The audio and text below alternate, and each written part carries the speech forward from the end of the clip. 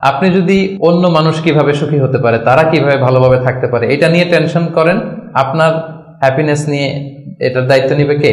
কাউকে দান করেন, চ্যারিটি করেন, ডোনেশন করেন, এটা করার পরে যে কি সুখানুভূতি, অনুভূতি কি আর বোঝানো যায় না? ওটা অনুভব করতে হয়। এটা আপনি অনুভব করবেন, এবং যারা আপনারা এটা করেন নিশ্চয়ই অনুভব করেছেন। তো এটা যদি আমাদের মধ্যে থাকে, এটা আপনাকে হ্যাপি করবে।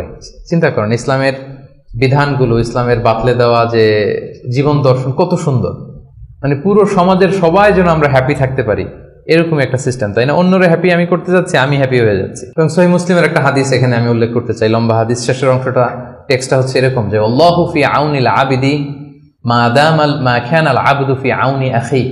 রাসূল সাল্লাল্লাহু আলাইহি ওয়াসাল্লাম বলেন, আল্লাহ তাআলা ততক্ষণ পর্যন্ত বান্দার সাহায্যে থাকে যতক্ষণ পর্যন্ত বান্দা তার ভাইয়ের সাহায্যে থাকে। কথাটা বুঝতে পারছেন? আই রিপিট, আল্লাহ তাআলা ততক্ষণ পর্যন্ত কোনো বান্দার সাহায্যে থাকে যতক্ষণ পর্যন্ত এই বান্দা তার ভাইয়ের সাহায্যে থাকে। তা আপনি আল্লাহর সাহায্য পাইতে হলে এটার কন্ডিশন কি বলেন তো দেখি?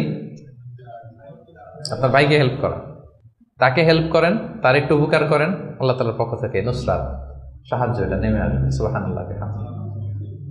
তার মানে অন্যের প্রতি ভালো যেটা করেন, এই ভালোটা আপনার দিকে ফিরে আসে। অন্যের প্রতি শুভকামনা, এটা রিটার্ন হয়ে আপনার দিকেই ফিরে আসবে। So try to make others happy. অন্যকে সুখী করার চেষ্টা করা, এটা আপনাকে সুখী করবে।